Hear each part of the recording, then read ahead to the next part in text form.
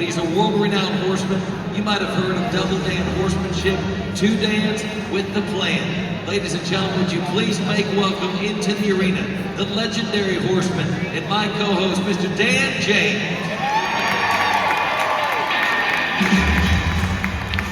Hey guys, good morning.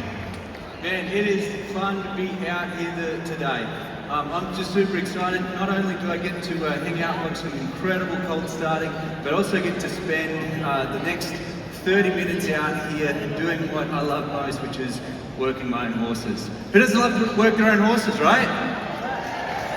All right, before I introduce the next guest, I want you to tell the person that you're sitting next to this morning how good they look.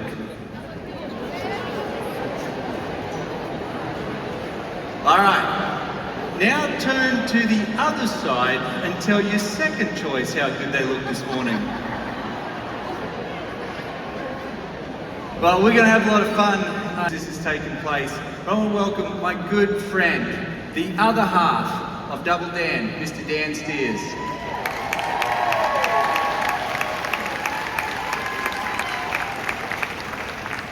Now, as you might already tell, you'll see these two beautiful Palominos and the manes on them. And there's two things that help me get to that point.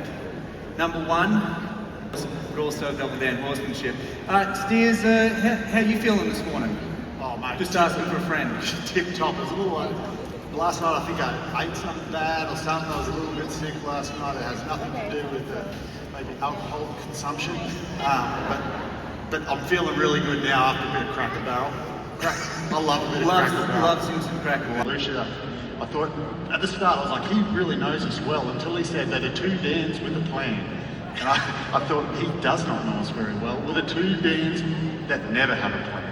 So anything could happen, ladies and gentlemen. Anything could happen. In 30 minutes, we'll see what we can get done. What are we going to start with? Well, you know, we really did the body to then move away from on the ground. So I'm feeling him on that halter lead with my left hand as I touch with the dressage on the right and just moving his body laterally away from me.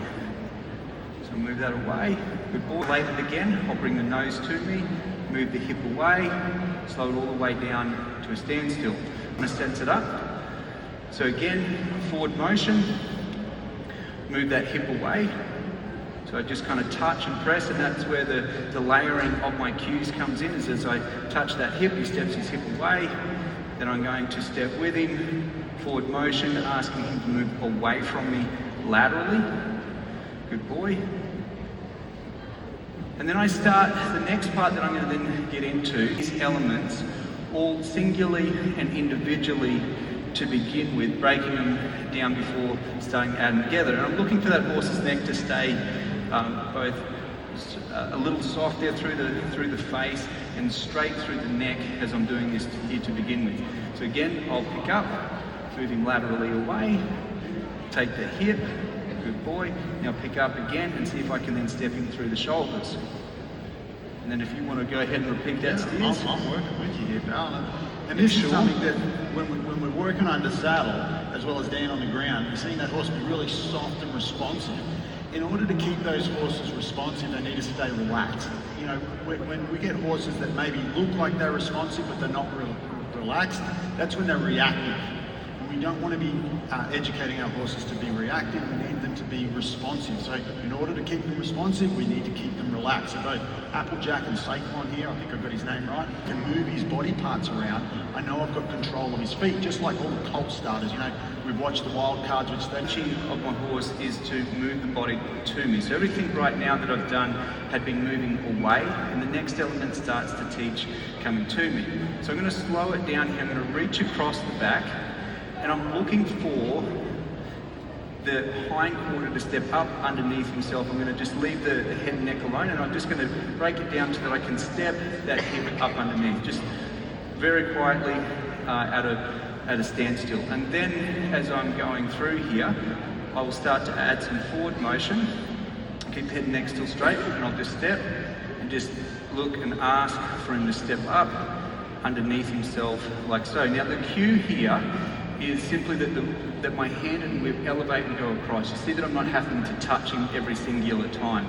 So the goal here is that if I was not to get the response I would touch him, I reach across and I'm just there looking for that hip to step up and underneath himself. Basic body control to some more advanced body control. Whenever we change the bend towards the direction that the nose is traveling, that's when it gets a little bit more difficult and the horse requires a little bit more balance as well as some more core strength. So you're noticing that the horse is looking in towards Dan as well as bring his hindquarter in. So if I'm here on my horse, I'm going to use my outside leg now. I've got a little bit of flexion to the inside and then he's bringing his hindquarter. So it's a little different when we talk about disengaging the hindquarter, because that is taking the horse's hind feet away from the direction of the bend. That essentially is depowering the horse. But when you're taking the hindquarter to the direction of the bend, we're now shortening the horse. What that's doing is actually engaging the horse, and that's powering him up. So when you're working with a young horse, often they feel a little bit out of balance. You know, they might be getting disengaged behind when you're cantering, things like that. You saw horses get the wrong lead, maybe things that becomes. That's all coming from being unbalanced and a little bit unsure. Once we start getting them educated, we want to start getting those horses balanced, and that's when you can perform some of these more high degree of difficulty maneuvers like Dan's representing here on Applejack. And a lot of times people aren't sure about how to do that on the ground. You know, a little easier under saddle when I can control the horse from both sides, but Dan's only on one side, so that's why he talked about lifting that whip up over the horse's back. And now we're looking at a half pass towards Dan, which is very fancy.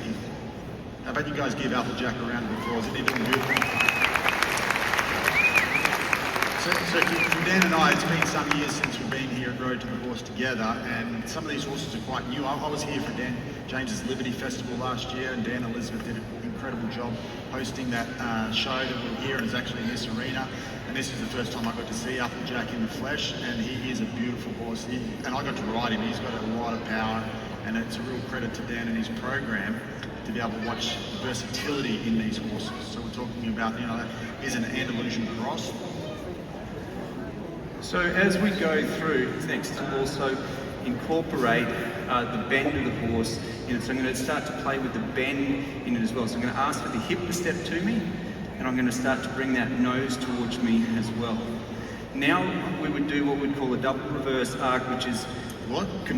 double reverse arc. What is a double reverse arc? So the hip and the nose are still coming towards me, but I'm circling in the opposite direction. So as I push him, as I ask him to come around here, I want to maintain that bend to the outside. As I walk a circle to the left, let's see if I can figure that down out. to the left. That sounded like double Dutch. A bit more forward. That's it. Oh, I forgot my stop word. Well, it's exactly what you're representing there with when we talk about body control. And when I was asking, I remember a long time ago, a clinician about a lead change, he actually demonstrated a walk, and I thought, this guy doesn't know much about horses, because at least I know, I don't know how to do a lead change, but at least I know that it's got to be at a canter. But that shows you how much I didn't understand. So I didn't understand the body control. So when we're talking about the body control, like right now, this would be representing the right lead. So I've got the horse coming across. When you think about the right lead, it's actually driven from the left hind. So the left hind is tracking up underneath himself. If I want to change this horse's lead, so right now I'm on the right lead, right lead, right lead, I just need to change those hind feet and bring them across here to the left, and now I've got my left lead.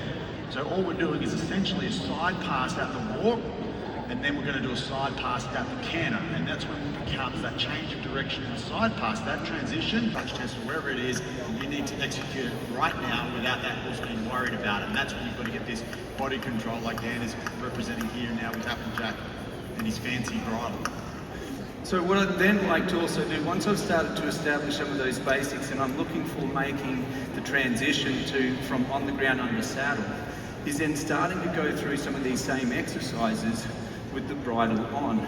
Therefore, I'm already starting to address what I'm going to be looking for from this horse under saddle. So as we go through here, I'll start to play a little bit more with the technicality of the bend and the shape of the horse in the bridle in hand. So I'll go ahead and pick up here on this inside rein, and I'll ask for that hip to step to the inside.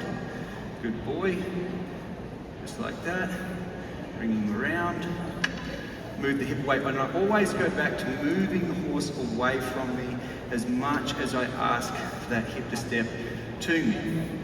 Okay, what we'll do is we'll come back here to this side, we'll change this direction. And I think it's a really good representation when you talk about the fact that this horse is changing his bend from coming towards Dan and away from Dan really smoothly in that transition because he's confident in the cues. So when you're training a horse, you just can't fast track this. You need to take the time, and I think that's something that both Dan and I could agree on, is when we first started horsemanship, you know, being young and ambitious, we probably had those horses going through their training program way too quick. So you don't get that relaxation in the maneuver like this horse is demonstrating, but then you also lack the transitions. So it's something really important that we're looking at, even with all these colt starters. We're doing it at a really rapid speed in order to make it a contest. But I think all of those guys and girls that have been competing here over the last 2 days will tell you that if they're at home, they'd be taking a lot more time to get to the same spot that they may have got to yesterday with their horses. And then the other thing that I can start to do here in hen is I can start to just slow the feet or extend the stride even within the gait in itself. So again here what I'll do is I'll change the bend here now to the outside. So taking that nose away, drawing that shoulder and bringing him around here again.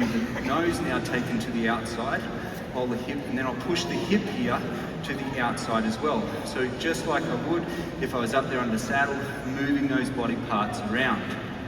Now, if I'm at home, I'd just call that the banana bend to the outside. That makes it real simple. Right? The banana bend to the outside is again a really difficult maneuver, and I think Applejack deserves a round of applause, ladies and gentlemen. From there, I've got a lesson that I've got to give. I know, let me go to the canter here real quick. That's what So I'm going to go say. Can you do something up with the canter. That's a fancy looking canter. And then start to ask of these same pieces here with more forward motion.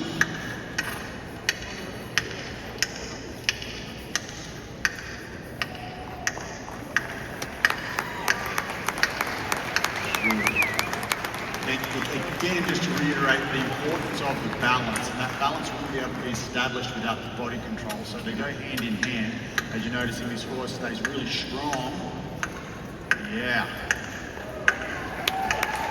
Now that is just Good boy. Well, I know that we've got this next rider to come in, so many different advantages of working with horse on the ground, in hand, with both the bridle on and with the lead rope. Make sure you come up and see us up at the booth following the clinic. Steve Brisby, she said she's related to some Brisby character. Brisby. I've heard that name. I know, it's flashed around. Having us back is always our pleasure. Love you guys.